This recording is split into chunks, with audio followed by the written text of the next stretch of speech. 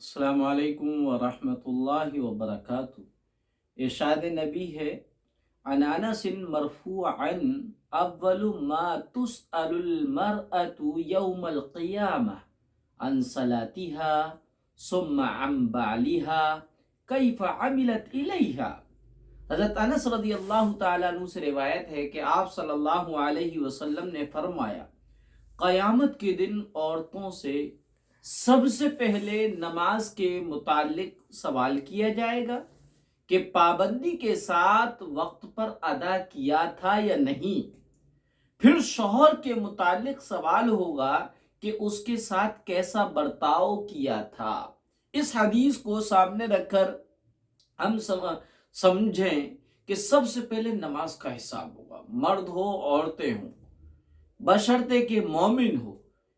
आखिरत के दिन, हिसाब व किताब के दिन सबसे पहले नमाज का हिसाब व किताब होगा, और जिस बंदे की नमाज सही निकल गई उसके बाकी आमल भी सही निकलेंगे इंशाअल्लाहु अज़्ज़ा वजल। लेकिन अगर नमाज में ही कमी कोताही निकली तो फिर बाद बाकी के आमल का तो कुछ पता नहीं, उसमें तो और ज्यादा कमियां निकलेंगी और ज्यादा सुस्तियां निकलेंगी। इसलिए रोज़े हश्र सबसे पहले जो सवाल होगा वो नमाज से मुताल्लिक सवाल होगा, चाहे ख्वातीन हो चाहे मर्द हजरात हो।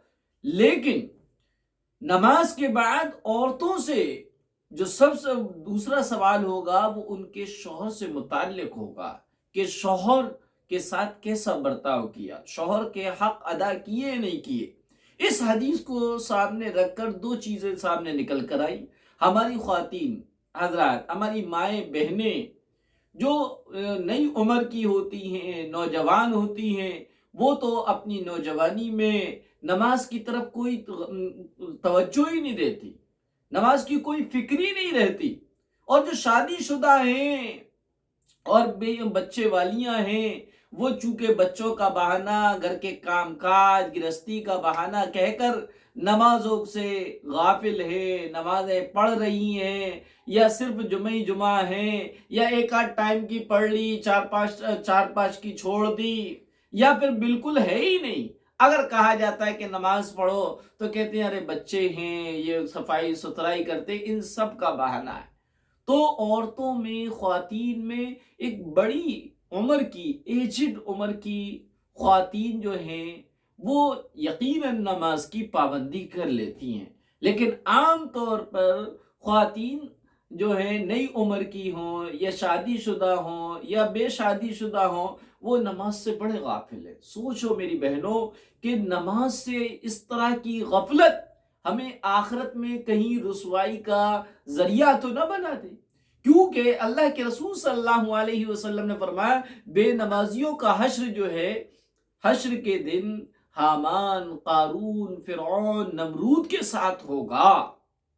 दूसरी चीज, दूसरा सवाल ये होगा कि अपनी औरतों से ये होगा कि उन्होंने अपने शौहर के साथ कैसा ताल्लुक किया, शौहर से मुतालिक सवाल होगा। इसमें वो खातीन जो जॉब करती हैं, जो सर्विस करती हैं, वो अमूमन कोताही करती हैं।